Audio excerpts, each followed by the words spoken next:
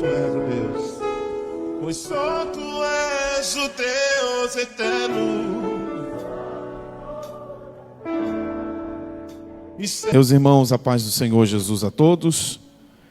Paz do Senhor, irmãos. Prazer em estar com os irmãos novamente para juntos prestarmos o nosso culto de louvor, de adoração ao nome do nosso Deus, que é digno de receber a honra, a glória e o louvor para sempre. Minha gratidão ao pastor da igreja pela oportunidade, mais uma vez, de franquear a mim o púlpito para poder pregar-lhes a palavra do Senhor. Grato à irmã Karine pelo convite, que também certamente estende-se ao seu esposo, que ambos são uma só carne, então o convite, na verdade, vem de ambos. Então, minha gratidão aos irmãos pelo convite, pela oportunidade de poder estar aqui. Hoje, acompanhado da minha esposa, não esteve aqui na última ocasião em que se fez presente, bem como, acho que é a primeira vez que meu amigo Marcos Felipe e a Juliana me acompanham. Recém-casados, estão casados apenas 4 meses, não é isso? Quase 4 meses. Né? No final do mês de maio você faz 4 meses de casado. Então estão nos acompanhando, são membros da nossa igreja. E hoje nós tivemos 2 cultos. Primeiro culto de 5 horas da tarde até as 7 da noite, de ceia do Senhor. E terminado o culto, ele disse, eu quero uma igreja, você vai pregar? Eu falei, vou, então eu vou com você. Eu falei, graças a Deus. Eu falei, você está crente mesmo, viu? E, graças a Deus, Marco Felipe é uma benção, nascido e criado lá na nossa igreja. O bispo Davi tem ele como um troféu. Foi a primeira criança que o bispo Davi apresentou, desde quando se tornou pastor de igreja, e inclusive celebrou o casamento dele aí 27 anos, né, Marcos Felipe? 27 anos, foi a primeira criança que o bispo Davi apresentou. Eu estava brincando com ele ali, as crianças estavam aqui, eu falei, você fez muito isso na igreja. E apanhou também muito na igreja da mãe dele, que isso aí não era fácil, viu, irmão? Se tem história lá na Missão Evangélica do Brasil. Deus abençoe a esses amados amigos, irmãos, ao meu amigo presbítero Everton. Ele está escondido lá atrás. Eu falei para ele que ele não está nem igual o presbítero da Assembleia de Deus de Campo Grande. Se fosse em Campo Grande, você estava excluído hoje, viu, irmão? O irmão está de tênis, de calça, de casaco. Nada, ele está assim porque ele veio celebrar o Dia das Mães com a mãe dele, que mora aqui em Realengo. E ele disse que, em razão do horário que ia sair da casa da mãe dele, não iria dar tempo de participar no culto na igreja que ele congrega, então ele viria aqui. Eu tinha até esquecido. E aí, quando a irmã falou aqui, eu até levantei para ver se era esse homem de Deus mesmo. E é ele. Ele disse, inclusive, para mim, eu já falei ao pastor, que o pastor foi o primeiro pastor que deu oportunidade para ele pregar na vida. Servo de Deus aí já está labutando na obra do Senhor há algum tempo. Tem sido um amigo meu, da minha família, da minha casa. Deus seja louvado pela sua vida, pela vida da irmã Gláucia, do Davi. Davi também tem uma chamada, irmão, vocês não fazem ideia. E da Laurinha, que também está no mesmo caminho do Davi. E daqui a pouco sou eu, viu, irmão? Minha esposa está grávida de 5 meses, vem aí o Benjamin. Ela ainda não é mãe e eu ainda não sou pai. Por isso que hoje eu não dei os felizes Dia das Mães a ela. Nós somos pais em formação. Pai é só quando o filho nasce. E mãe também só quando o filho nasce. É diferente, irmão. Enquanto está na barriga, tem o sentimento, tem o amor, mas depois que nasce a coisa muda. Depois que pega o filho pela primeira vez no colo, é um sentimento que certamente eu não saberei explicar, muito menos a minha esposa, porque o sentimento de uma mãe por um filho, por mais que o pai ame, é diferente, viu, irmão? Desculpe aí os irmãos homens, mas o sentimento da mãe é um tanto diferente pelos filhos, até pelo fato delas gerarem, carregarem durante 9 meses, até mesmo o filho, não tem jeito. Por mais que o filho seja apegado ao pai, o negócio dos filhos com a mãe é diferente, irmão. Quando o filho chora, ele não diz, eu quero papai. O filho chora e fala, eu quero a mamãe. Porque é com a mãe que ele tem um relacionamento desde quando ele foi gerado. Abra sua Bíblia, por favor. Segundo livro dos Reis de Israel, capítulo de número 4, versículo de número 8 em diante. Nós vamos refletir algumas lições bem práticas sobre a nossa vida em família, a nossa vida com aquilo que Deus nos entregou e nos proporcionou, que é a nossa família. Segundo livro dos Reis, capítulo de número 4, versículos de número 8, 9 e o 10, para nós ganharmos tempo e no transcurso da nossa reflexão, eu faço a leitura de outros versículos. Segundo livro dos Reis de Israel, capítulo de número 4, versículo 8, 9 e 10. Os irmãos que encontraram, por favor, digam achei. Diz assim a palavra do Senhor. E sucedeu também um dia que, indo Eliseu a Sunem, havia ali uma mulher rica, o qual reteve a comer pão. E sucedeu que todas as vezes que passava ali, se dirigia a comer pão. E ela disse a seu marido: eis que tenho observado que este que sempre passa por nós é um santo homem de Deus. Façamo-lhes, pois, um pequeno quarto junto ao muro, e ali ponhamos uma cama, e uma mesa, e uma cadeira, e um candeeiro, e há de ser que, vindo ele a nós, para ali se retirará. Quantos podem dizer amém pela palavra do Senhor? Tome seu assento, por favor.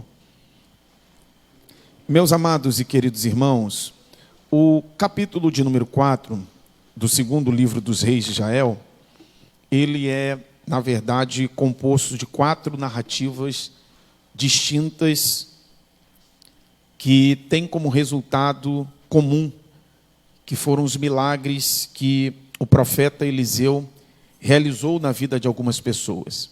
Capítulo de número 4, versículo 1 até o versículo de número 7, nós observamos Deus usar a vida de Eliseu para aumentar o azeite de uma viúva.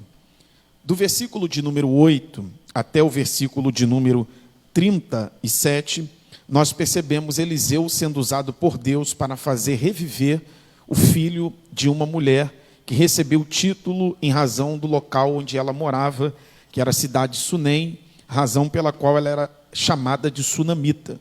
Os versículos de número 38 ao 41, nós observamos Eliseu sendo usado por Deus para retirar o veneno de uma panela milagrosamente. E por fim, versículo 42 ao 44, nós notamos Eliseu sendo usado por Deus para multiplicar pães e os fazendo sobejar, assim como Jesus também realizou no seu ministério. Embora sejam 4 narrativas, cujo resultado das 4 tenham sido milagres, nós observamos nas 2 primeiras narrativas, ao mesmo tempo, similaridades e antagonismos. Por que ao mesmo tempo similaridades e antagonismo? Porque o foco principal nas 2 primeiras narrativas está na pessoa de 2 mulheres. Além disso, nós observamos que o foco principal das 2 primeiras narrativas recai sobre 2 famílias.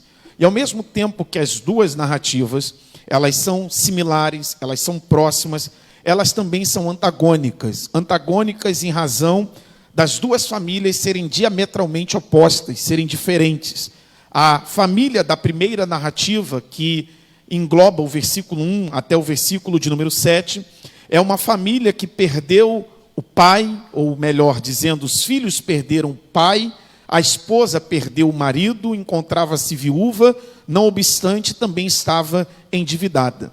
Já a segunda narrativa, a mãe não tem filho inicialmente, depois teve um filho, e este filho em algum momento foi, digamos assim, a óbito, tornou a viver.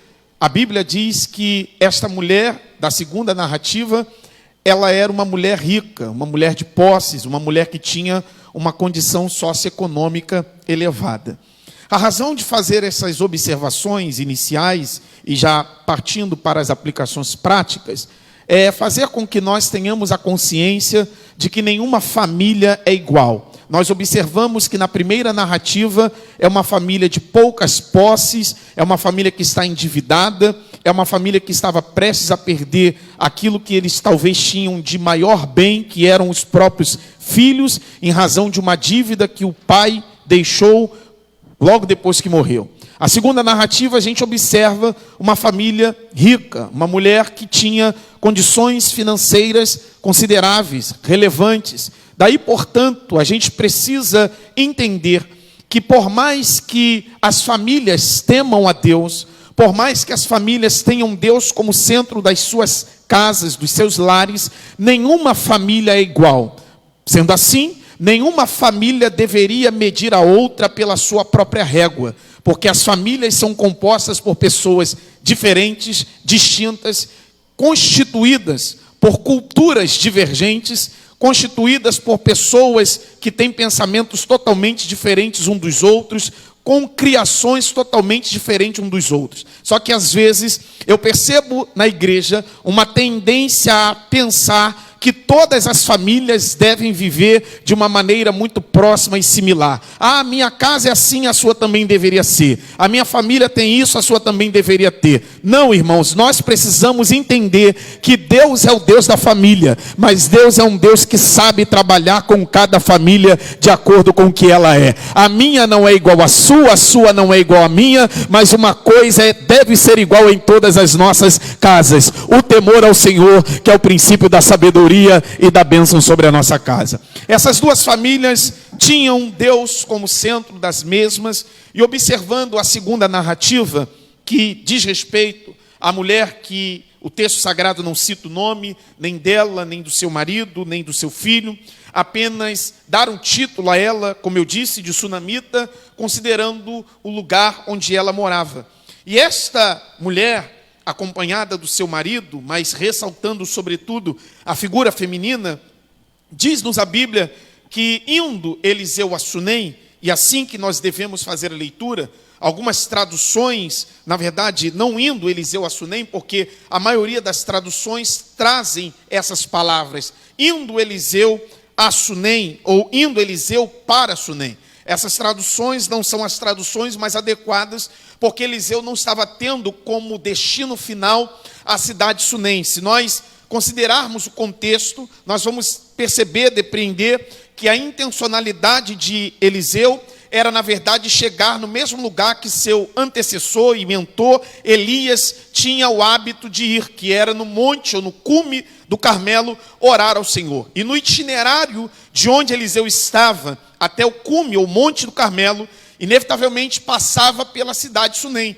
E quando ele passava por aquela cidade, esta mulher rica observava Eliseu e dizia consigo mesma: este que sempre passa é um santo homem de Deus. E uma vez observando que Eliseu era um santo homem de Deus, ela vai então chamar o seu marido e vai dizer algumas coisas ao seu marido acerca do que ela desejava proporcionar àquele homem de Deus que por ali passava, a saber, Eliseu. O primeiro destaque que nós precisamos fazer nesse texto e aplicar na nossa vida e no nosso contexto de família é o discernimento que aquela mulher teve de colocar Eliseu dentro da casa dela, mas ela só fez isso depois de ter tido a certeza de que Eliseu era um santo homem de Deus. A Bíblia diz que ela mesma declara: este que passa por nós, ou aquele que eu tenho observado, que sempre passa por nós,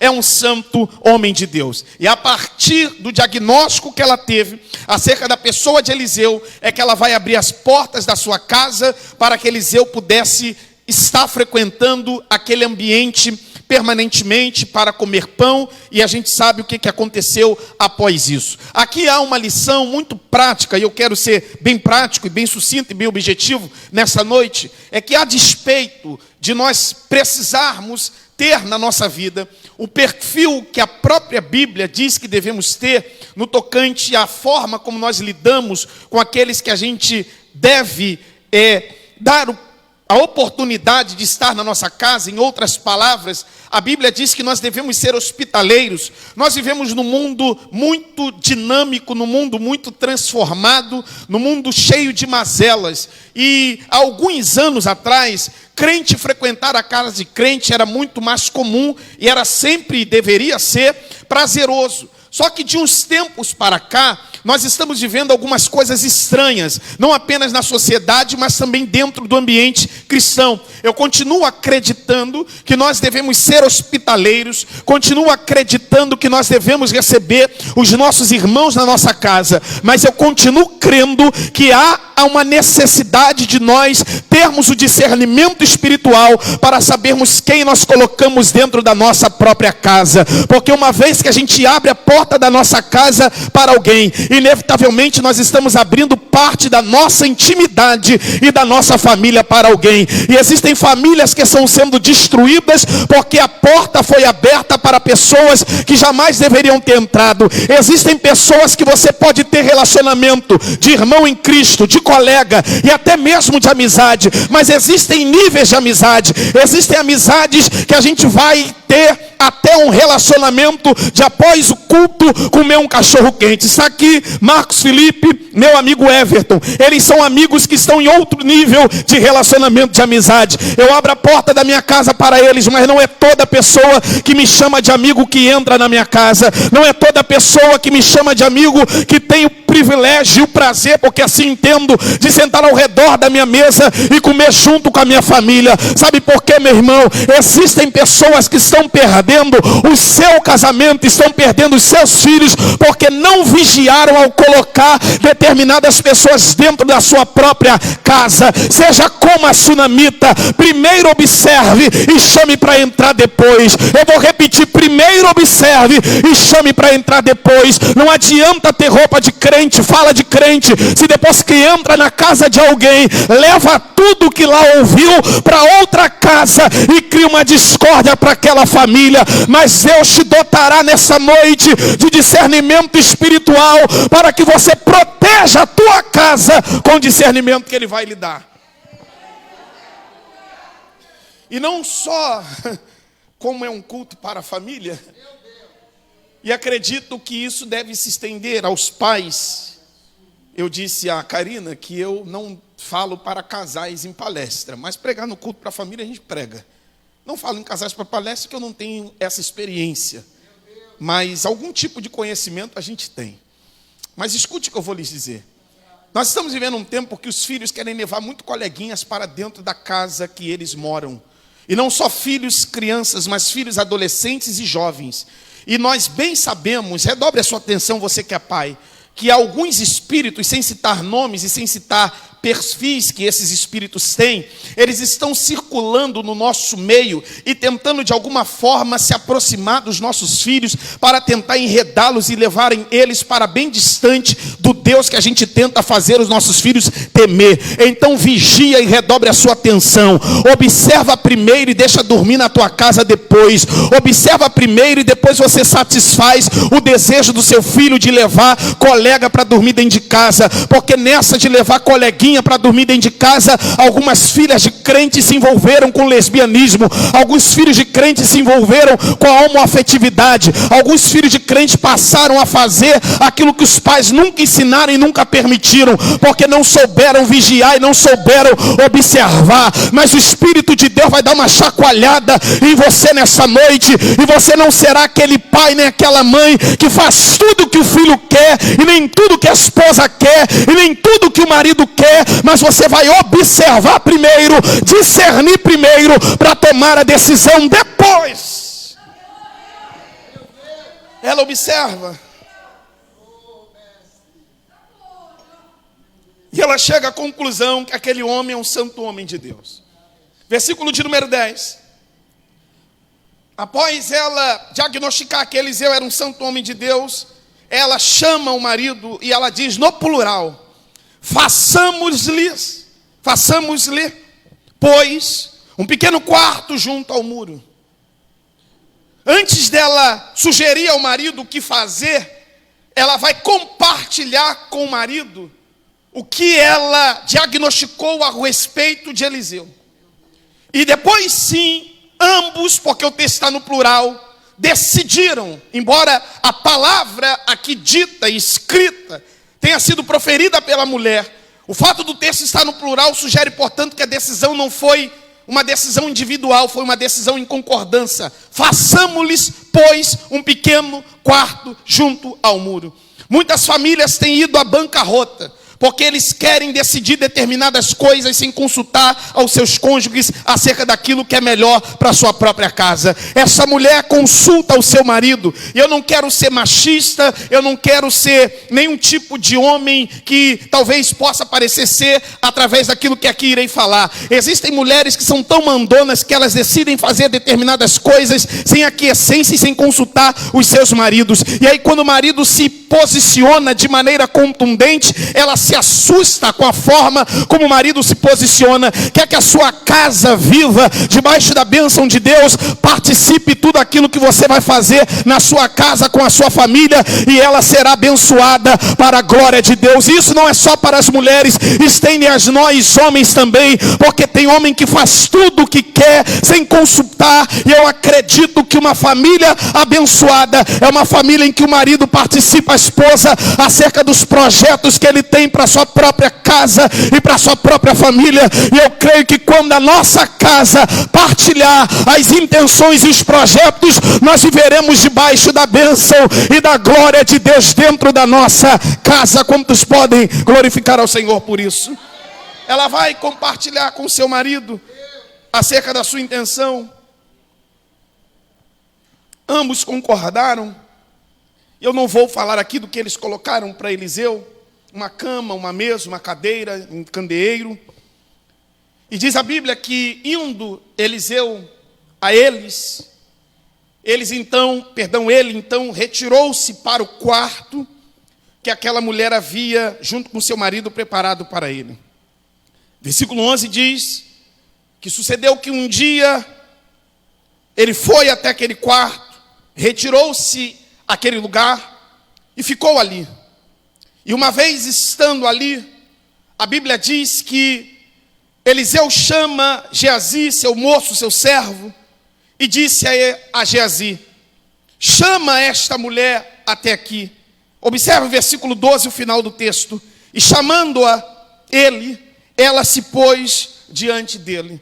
Observem comigo o versículo de número 15, que num outro momento, quando Eliseu chama a sunamita outra vez, a Bíblia diz que ela pôs-se à porta.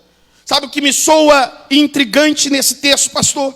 É que a mulher e o marido fazem um quarto para Eliseu, ele se retira para aquele quarto. Eliseu está vivendo dentro de um espaço construído para ele, dentro das dependências da casa da sunamita e do seu marido. Embora o quarto fosse para ele, a casa era dela.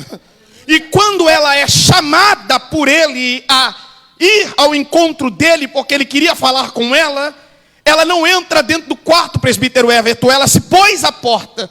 Porque essa mulher sabe respeitar os limites que ela sabe como mulher. Ela se põe à porta, porque ela sabe que a partir da porta tem um homem ali dentro. E ela não poderia entrar dentro daquele quarto, porque aquilo não convinha a uma mulher casada com outro homem entrar num quarto onde um outro homem estivesse sozinho. E isto aqui não é apenas para a mulher, é para nós homens e para as mulheres também. Quer que a sua casa e a sua família seja abençoada, aprenda a respeitar os limites que a vida a dois lhe impõe. Eu fico observando pessoas casadas com intimidade, ultrapassando limites que não lhe são autorizados pela Bíblia. Mulher casada tem intimidade com seu marido, homem casado tem intimidade com a sua mulher. Mulher casada não fica elogiando outro homem, homem casado não fica elogiando outra mulher, homem casado não fica dando carona à mulher casada, homem casado não fica conversando com mulher casada na madrugada, no WhatsApp, no Message. Eu sou até uma pessoa, minha esposa diz, e de certo modo sou mesmo, sou meio ogro, às vezes sou até um pouco mal educado. Eu não tenho muita tendência de ficar conversando muito tempo com as pessoas nas redes sociais, no WhatsApp. Tá aí meu amigo Marcos Felipe, eu fico meses sem falar com ele. Everton de igual modo. Irmãos, eu fico observando pessoas que ficam tricotando, batendo papo como pregador.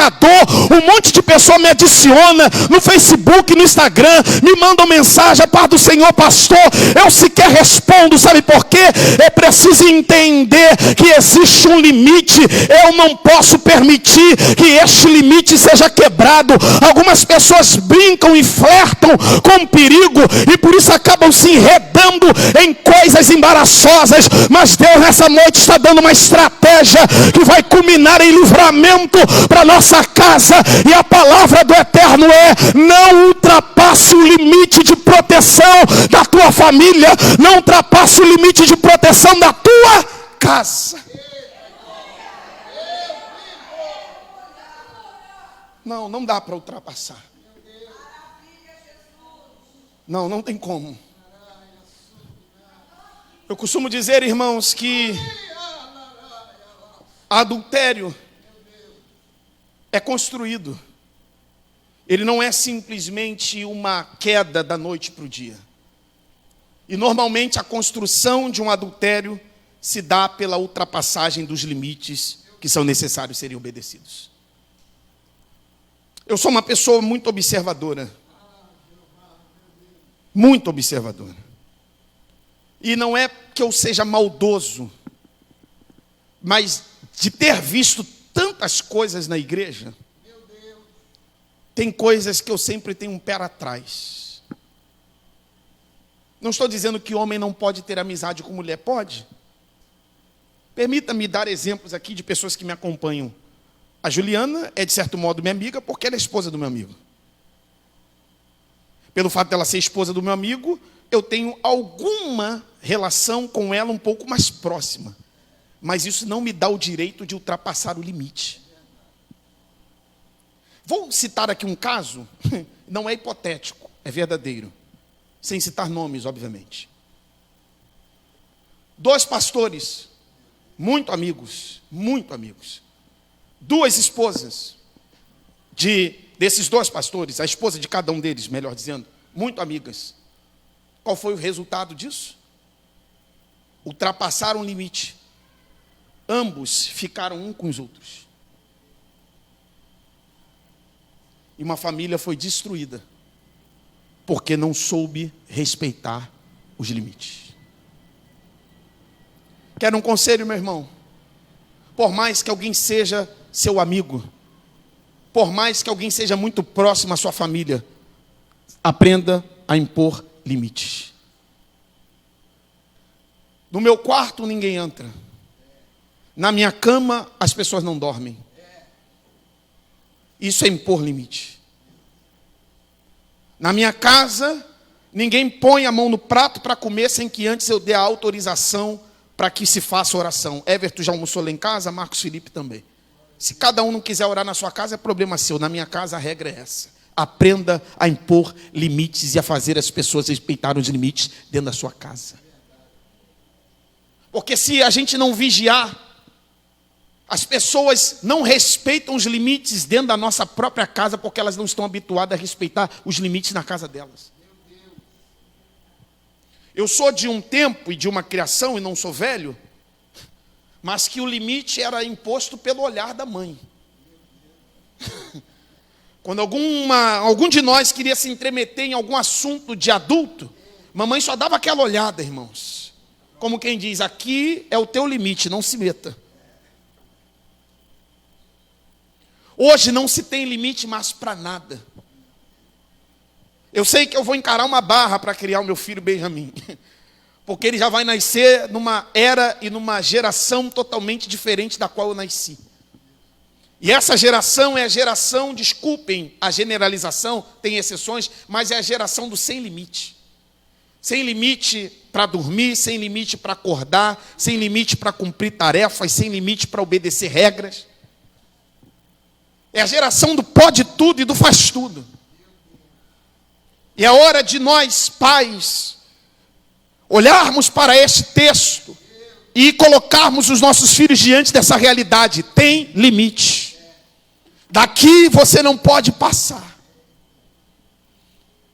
E eu vou dar exemplos do que eu vivi e cresci. Na minha casa tinha limite para chegar, hora. Não chegava a hora que queria. Eu só fui ter chave de casa quando passei dos 18 anos. Menos de 18 anos, a gente não tinha chave de casa. E mesmo após os 18 anos, tendo chave de casa, tinha hora para chegar. E se chegasse um pouquinho além do horário, mamãe dizia, vou tomar a chave, então vai dormir na rua se chegar fora do horário. E assim a gente foi crescendo. Hoje a gente observa filhos trancando o próprio quarto e dizendo para o pai e para a mãe, aqui você não entra porque o quarto é meu. Ah, meu irmão, na minha época a mamãe botava o pé na porta e derrubava a porta e batia na cabeça. Eu estou falando disso porque aconteceu um caso desse lá em casa. Um dia meu irmão mais velho, Alexandre, minha mãe é mãe de 8, eu sou mais novo de 8. Ele desobedeceu mamãe, deu uma resposta que não deveria e saiu correndo para o banheiro. O espírito do Highlander entrou na minha mãe e minha mãe correu atrás dele e meteu o pé na porta, e a porta caiu. caiu na cabeça dele, abriu e começou a sangrar. E mamãe disse para ele: vai ficar aí sangrando, porque eu não vou te levar para o hospital, para você aprender a não me desobedecer e nem me dar resposta mal criada. Pode ter exagerado, pode ser até escandaloso, mas isso é saber impor limite. Minha mãe nunca deu mole para filho algum. Minha mãe dizia para minha irmã Kelly, que gostava de usar algumas roupas curtas: não coloca roupa curta, porque isso não convém a você.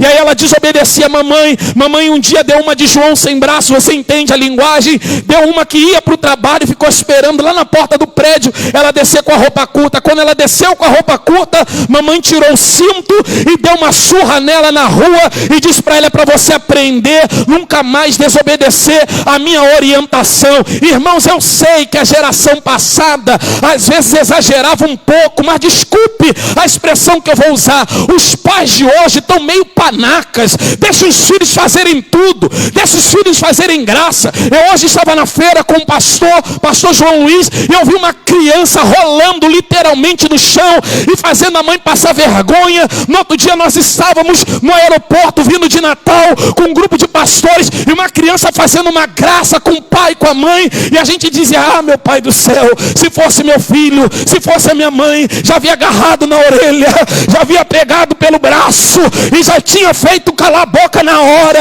Irmão, pode parecer agressão, mas naquele tempo não tinha esse negócio de conselho tutelar. Conselho tutelar era o chinelo da mamãe, conselho tutelar era o cinto do papai, e tudo ficava resolvido para a glória de Deus. Que o diga Marcos Felipe, que apanhou muito na igreja, que a mãe dele dizia que ele era muito arteiro, aí levava ele para o banheiro e dava algumas surras nele. Limites. Continuemos para a gente caminhar para concluir. Essa mulher soube respeitar limites. Aprenda a respeitar e a impor limites dentro da sua família. Quando essa mulher pôs-se à porta, Eliseu vai perguntar, vai dizer a ela melhor, afirmando: vejo que tu tens nos tratado com muito desvelo. O que há que se fazer por você? E ela disse: eu não preciso de nada, eu vivo em paz no meio do meu povo. Quando essa mulher declara que ela vive em paz no meio do seu povo, obviamente que isso se estende à sua casa. A nossa casa precisa ser um lugar de viver em paz. Eu quero declarar na autoridade do nome de Jesus que haja paz na sua casa. Eu não estou dizendo que na sua casa não vai haver conflito, obviamente que vai. Onde existem pessoas, existem conflito. Onde existem pessoas, existem desentendimentos. Mas eu quero declarar na autoridade do nome de Jesus que você vai viver em paz com seu marido, você vai viver em paz com a sua esposa, você vai viver em paz com seus filhos, você vai viver em paz no seu lar. Ela declara que vive em paz. Mas aí ele chama Geazi e pergunta: existe alguma coisa que a gente possa fazer por ela? Eu não sei de onde Geazi conseguiu essa informação, mas ele diz: ela não tem filho e o marido dela é velho. Irmãos, isso aqui é uma coisa muito íntima. O fato dela não ter filhos era público, mas o fato dela não ter filho porque o marido tinha um problema de infertilidade, porque aqui velho é uma palavra, digamos assim, uma espécie de um eufemismo para amenizar a palavra explícita que Geazi proferiu acerca de uma questão íntima do marido da mulher. Eu não sei como ele conseguiu obter aquela informação, mas aqui o texto, e eu não vou falar de Geazi, está na verdade trazendo uma realidade que qualquer família vive. Mais cedo ou mais tarde, um caso de impossibilidade vai repousar sobre a nossa família. Mas eu tenho uma palavra de Deus para você. O Deus que permite a impossibilidade aparente chegar na nossa casa é o Deus também que tem a resposta das impossibilidades aparentes. Ele está dizendo: ela não pode ter filho porque o marido dela é infértil. Mas Eliseu abre a boca e declara: no tempo determinado tu abraçarás um filho. Ela teve não quer receber a palavra, mas o profeta diz: pode ter certeza, porque aquilo que sai da minha boca, eu estou apenas acrescentando sem distorcer o texto, é verdade. Se é impossível, mas se Deus prometeu, como prometeu a Karine, que o impossível se tornará possível, acredite, o milagre vai acontecer na sua casa. Quem sabe o impossível aos olhos humanos seja a libertação do seu filho, a libertação do seu marido, a salvação do seu neto, mas eu vim aqui nessa noite declarar: no tempo determinado, o impossível se tornará possível, e o nome do Senhor será exaltado. O impossível tornou-se possível. O filho cresce. Só para os pais agora, só para os homens, de certo modo. O filho cresce. E é óbvio que eu estou falando da cultura judaica. Quando cresce, ele vai para o campo, cegar com o próprio pai. Porque você sabe que na cultura judaica, a profissão do filho era a profissão do seu pai. Porque pai, na antiguidade, tinha aquela concepção de que deveria ensinar o seu filho ao trabalho. Eu vou usar novamente a mesma expressão que utilizei há pouco. Eu sou de um tempo que os pais ensinavam os seus filhos, desculpe o meu machismo talvez, a serem homens. Homens no sentido de correr atrás do trabalho. Homem no sentido de fazer alguma coisa para colaborar com a sua família. Irmãos, desculpe a minha contundência e a minha generalização. Esses meninos são os meninos mesmo. Eles não fazem nada. E não sabem fazer nada. Só sabem mexer em coisas eletrônicas. Tem exceções, em sua maioria. Dificuldade de arrumar uma cama. Dificuldade de lavar uma sunga.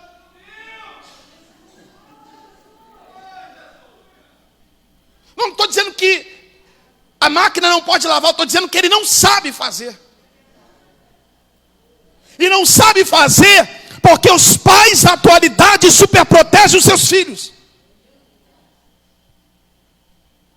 Tem garotão aí, meu irmão, que se não botar a comida dele já no prato, já dentro do micro-ondas, só para ele apertar 2 minutos e 30 segundos, ele não sabe colocar comida no prato. No meu tempo de 13, 14 anos, meu avô colocava era enxada, pá, na nossa mão e vamos embora para o meio do mato. Chegava um caminhão de terra, de pedra no vizinho, e vovó dizia: vai lá ajudar para ganhar alguns 10 contos. Varre o quintal, limpa a sujeira do cachorro.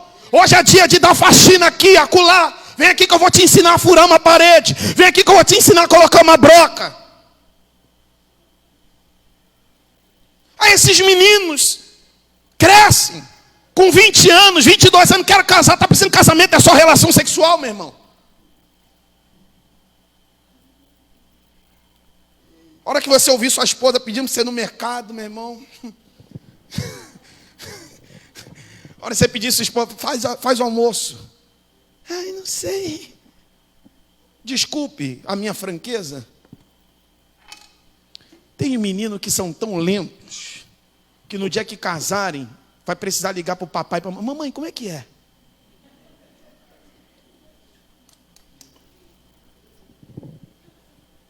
Tão devagar. E não, isso aqui, irmão, não sou eu que estou falando só a partir da pregação, não. Quem aqui trabalha com jovens? Levante a mão. Tem alguém que trabalha com jovem? Qual é a reclamação das meninas? Qual é a reclamação das meninas? Não tem homem na igreja. De fato, o número de homens em comparação à mulher é bem menor. A reclamação de que não tem homem na igreja é que os homens que tem não sabem se comportar como homens. As meninas estão doidas para casar. Mas pastor, tem ninguém. Fulano é um bonitinho, gente boa, mas não sabe o que é da vida. Mas com 22 anos, na barra da saia da mãe, na dependência do pai, e está dizendo, quero casar, mas até o teu pai vai ter que bancar tudo para você casar, porque nem os 5 reais do cachorro quente você tem, meu irmão. Não vai rolar, amigo. Não dá não. Não dá, aqui. Se eu não tivesse nem os 5 para pagar o cachorro quente da Juju. Tinha nem conquista. Não vai, irmão. Não vai. Então, pai, coitado, minha esposa fica desesperada. O Benjamin vai padecer um pouquinho, Adriano. Vai ter que aprender a ser homem, irmão. Não é porque eu tenho, de certo modo, condições de dar a ele o que meus pais não deram, que eu vou entregar tudo de mão beijada para os meus filhos.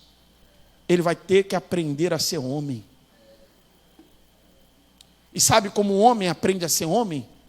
Colocando ele para fazer coisas de homem. Dando responsabilidades. Não é dando tudo o que o filho quer. Tem filhos que têm tudo. Tudo. Mas não tem uma responsabilidade. Não tem um dever. Não tem uma tarefa para ser cumprida. Esse pai leva o filho para o campo. E diz o texto que esse filho começa a gritar, ai a minha cabeça, ai a minha cabeça, ai a minha cabeça. Alguns acreditam que foi uma insolação. E diz o texto que aquele pai, e às vezes nós pais somos assim, pega um dos seus servos e diz, leva este menino para a mãe dele. Porque filho, como começa a chorar, o que o marido faz na maioria das vezes? Fala na sua mãe. É assim ou não é, irmãos, na maioria das vezes? E aquele menino foi para os braços da mãe. A mãe pôs aquele menino sobre os seus joelhos. E diz o texto que aquele menino morre. Sobre os joelhos da mãe. Porque o fato dos nossos filhos estarem nos nossos joelhos não significa dizer que eles estão livres do dia mau. Aprenda e aceite que o dia mau chega, inclusive, para os filhos que são sob os nossos joelhos. E aí eu estou usando aqui, nesse momento, no sentido prático. Aquele menino morre. E quando aquele menino morre, eu admiro a postura da sua mãe, que ao invés de sepultá-lo, ela leva o menino para o quarto do profeta, tranca a porta e vai ao encontro do profeta. Que é aquele típico de mãe que não desiste do filho nunca. Bendito seja Deus pelas mães que, por mais defeitos que os seus filhos possam ter, nunca entregaram de mão seus filhos, sempre estão com a esperança. Ele pode reviver, ele pode sair dessa situação. Eu quero entregar uma palavra para as mães que estão com seus filhos mortos no tráfico, nas drogas, na prostituição, vivendo no mundo. Não desista deles, coloque eles no quarto da oração, que uma hora o milagre vai acontecer.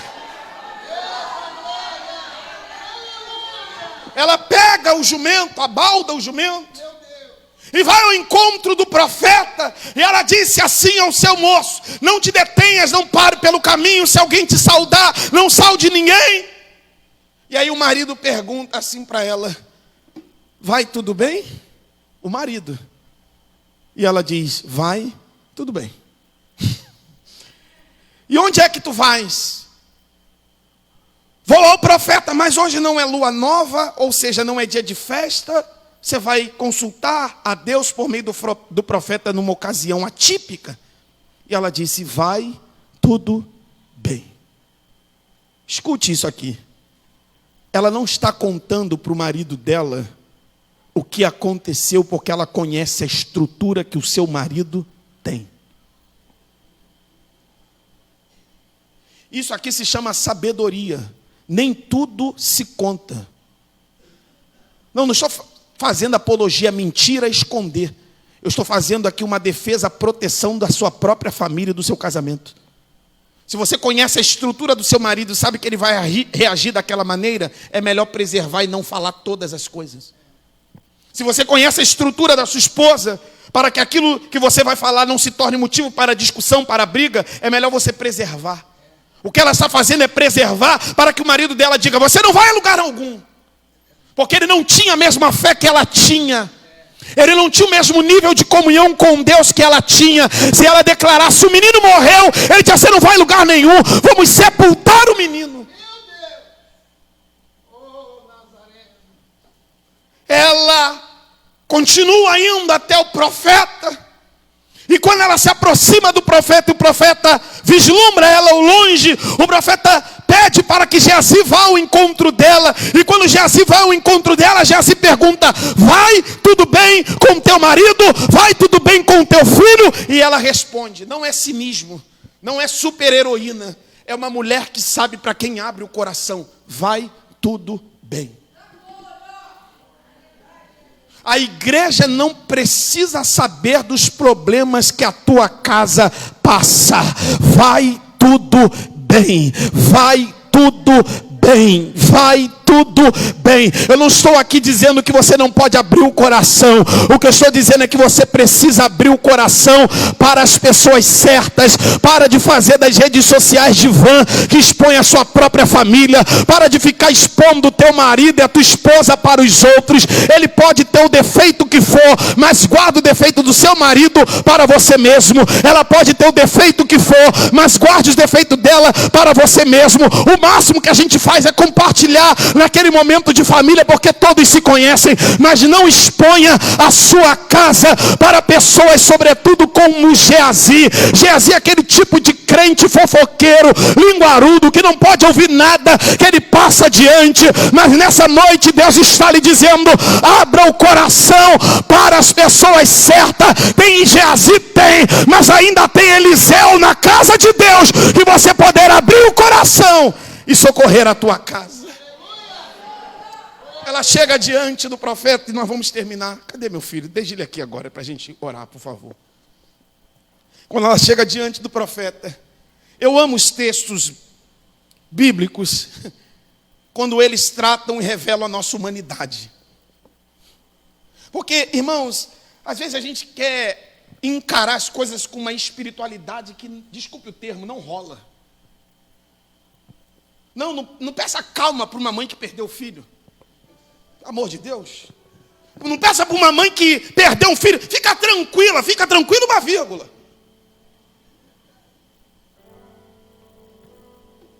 Aqui ela desabafa, ela declara: eu te pedi porventura algum filho? Para que tu me deste esse filho para ele morrer nos meus braços? Era melhor que não tivesse me dado, para que uma vez me dando, eu sinta essa dor que estou sentindo agora. Eu ainda não sou pai, como disse aqui, e não quero jamais passar pela dor da perda de um filho. Mas uma mãe que já perdeu um filho sabe o tamanho da dor, e que não existe palavras que façam a dor diminuir. Por mais que o Espírito Santo console, uma mãe nunca deixará de viver o luto pela perda do seu filho. Ela vai conseguir aprender a sobreviver, mas deixar de viver o luto nunca. Ontem eu estava numa festa de família e uma prima minha estava lá. Perdemos o nosso primo, filho dela, filho único, de 18 anos, militar. Saiu de casa de madrugada para ir para o quartel, com preguiça de atravessar a passarela da Avenida Brasil, atravessou a pista e uma van o pegou. Ficou 4 meses internado e morreu. Já tem 3 anos. Ela ainda não aprendeu a sobreviver e a viver sem a presença do filho. Só morava ela e o filho. Há uma semana, talvez alguém critica, ela tomou vários remédios e tentou tirar a própria vida. Porque uma mãe, quando perde um filho, humanamente falando, ela perde o prazer pela vida. Porque uma mãe, depois que tem um filho, ela só passa a viver em prol do filho. Depois que, eu não estou querendo comparar sentimentos, mas depois que uma mãe, eu vou experimentar isso daqui a alguns meses, tem um filho, a prioridade da mulher não passa mais seu marido, passa seu filho. Porque o filho é indefeso, o filho não sabe se virar sozinho. Aí você imagine uma mãe perdendo um filho. E ela vai derramar o coração diante do profeta. O profeta vai mandar Geazi à frente com o bordão. Não acontece nada, não vou falar sobre isso. E daqui a pouco o profeta vai. E quando o profeta chega naquela casa, a Bíblia diz que ele sobe ao quarto, desce o quarto, anda de uma ponta para a outra, começa a orar. E daqui a pouco o profeta faz algo inusitado. Ele deita sobre o corpo do menino, de modo que os seus pés tocavam os pés do menino, as suas mãos tocavam as mãos do menino, os seus lábios tocavam os lábios do menino. E diz o texto que aquele corpo do menino começou a aquecer. Aleluia. E ele começou a espirrar e espirrou 7 vezes e voltou à vida. Porque existem coisas que tornam a viver a partir do momento que a gente se aproxima e começa a ter contato mais próximo. Porque às vezes é isso que a nossa casa precisa.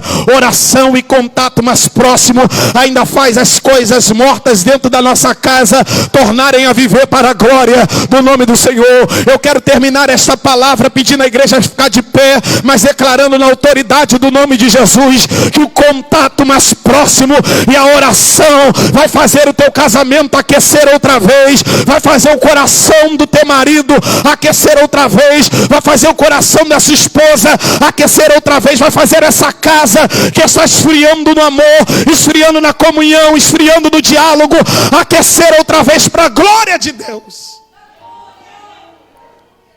Aquele menino torna a viver e torna a conviver com aquela família. Eu quero terminar essa palavra, essa reflexão simples, dizendo aos irmãos que Deus é poderoso. Deus é poderoso para restaurar a nossa casa quantas vezes forem necessárias. O luto estava dentro daquele lar, momentaneamente. A tristeza se apoderou daquela casa. Mas a sunamita recorreu a um meio que não falha. Sabe por que muitas vezes a gente vive numa guerra nos nossos relacionamentos? Porque a gente sempre recorre ao meio equivocado. O meio para resolver problemas nem sempre é o embate, nem sempre é o diálogo e nem sempre é a discussão. Às vezes o meio melhor ainda é a oração. Porque aquilo que as minhas palavras não conseguem fazer, o Deus a quem eu oro, Ele consegue e pode fazer. Eu tenho uma palavra de Deus para você. Recorra à oração e a sua casa será melhor.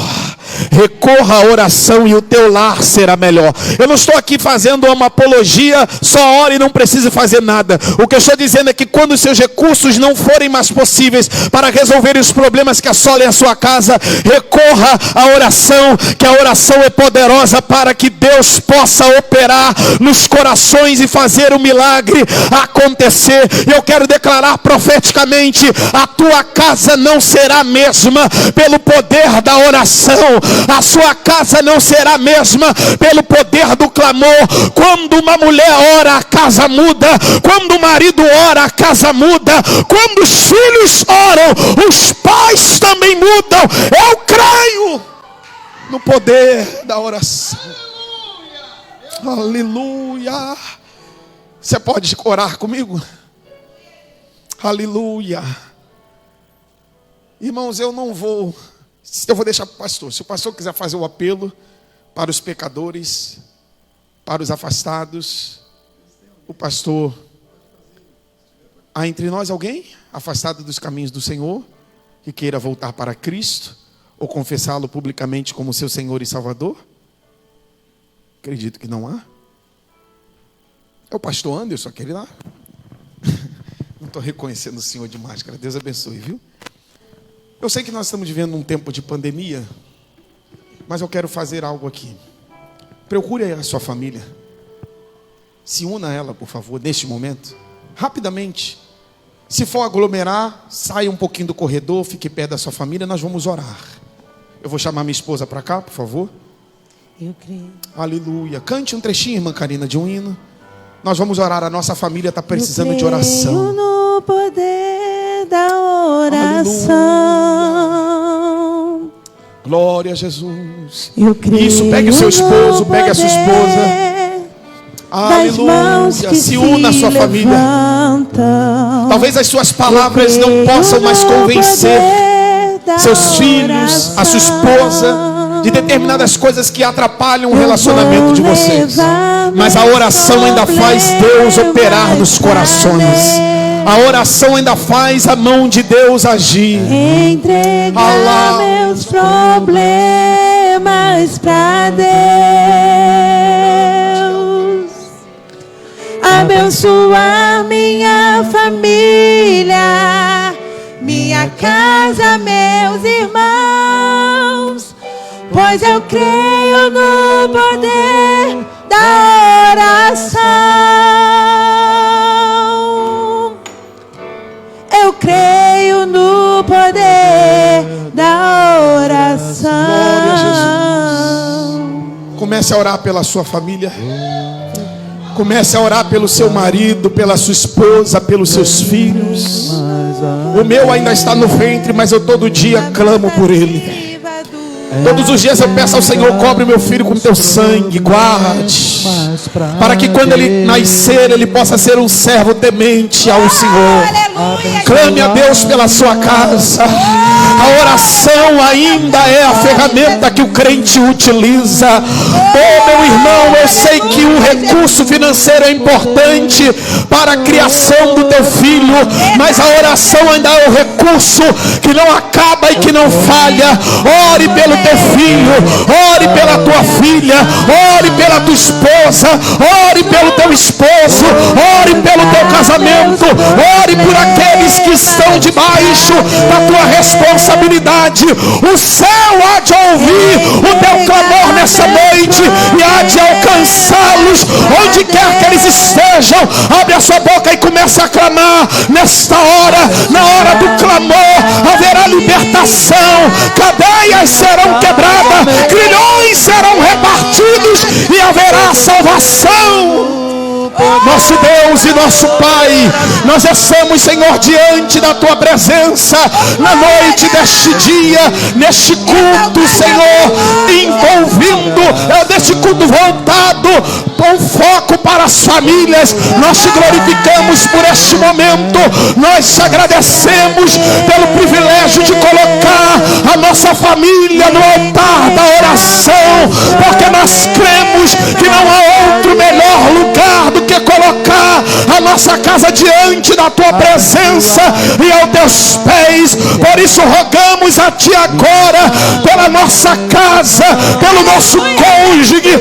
Ó Senhor, guarda o nosso casamento, livra-nos, ó Senhor, de todo ardil de Satanás, de todo investimento do inferno que vem contra as nossas famílias. Ó Senhor, tu bem sabes que o adversário da nossa alma intenta diariamente destruir os lares cristãos, mas há poder no teu nome, no teu sangue, para guardar cada lar e cada família aqui representada. Ó Senhor, repreende os ardis de Satanás, manieta, Senhor, a operação demoníaca que tem como propósito destruir os casamentos com adultério, com prostituição, com desentendimento, com brigas, com agressões verbais e físicas. A poder no teu nome, faça ser rechaçado nessa noite toda investida do vil tentador. Guarda o coração do marido, guarda o coração da esposa. Ó Senhor, quebranta os nossos corações de si dissipa toda contenda, toda briga, todo desentendimento. Que haja paz no nosso lar, que haja paz na nossa casa, que haja harmonia, Senhor, no nosso lar. Visita cada quarto de casal nessa hora, guarda o nosso leito, guarda o nosso quarto, visita o quarto dos nossos filhos, visita os nossos filhos nessa hora. Sonda, prescuta, esquadrinha os corações, repreende todo sentimento que não te louva, toda vontade que não te glorifica. Ó Senhor, ajuda-nos a criar os nossos filhos no teu temor, ajuda-nos a criar os nossos filhos em tua presença, para que quando eles crescerem, não se desviarem dos teus caminhos. Livra os nossos filhos dos laços, dos embaraços, das armadilhas do diabo. Há poder no teu sangue, há poder no teu nome. Livra os nossos filhos dos vícios dos jogos, livra os nossos filhos do vício da internet, do vício do telefone. Há poder no teu nome, Jesus. Temos estratégia, temos sabedoria. Restaura a nossa autoridade enquanto pais dos nossos filhos. Devolva-nos, ó Senhor, a autoridade que perdemos por negligência. Ó Pai, ajuda-nos nesta tarefa. Que haja amor de nossa parte para com os nossos filhos, que aprendamos com o que é que ouvimos nessa noite a respeitar os limites, que as mulheres aprendam a ser submissas, que os homens, Senhor, possam cuidar das suas esposas e dos seus lares, dos seus filhos. Ensina-nos, ó Pai, a entendermos a necessidade de orarmos e que o impossível está nas tuas mãos. Que nos ensine, ó Pai, a não transferir as nossas responsabilidades. Ó Senhor, nos dê sensibilidade e sabedoria para sabermos tratar de situações complexas, de coisas difíceis. Opera na nossa casa, opera na nossa família, opera no nosso lar e faça um milagre para a glória do teu nome. É o que nós oramos no nome de Jesus. Se você concorda, você pode dizer amém. Você pode agradecer ao Senhor, aplaudindo a Ele pela sua família, pela sua casa. Deus abençoe. Eu creio no poder da Cante esse trechinho, vai. O que você vai fazer? Eu vou levar meus problemas pra Deus. Entregar meus problemas. Jesus ainda resolve problemas. Pra Deus. Por mais difíceis que pareçam, Ele ainda resolve. Abençoar minha família, minha casa, meus irmãos, pois eu creio no poder da oração. Agradecer. Para fechar essa. E agradecer-te.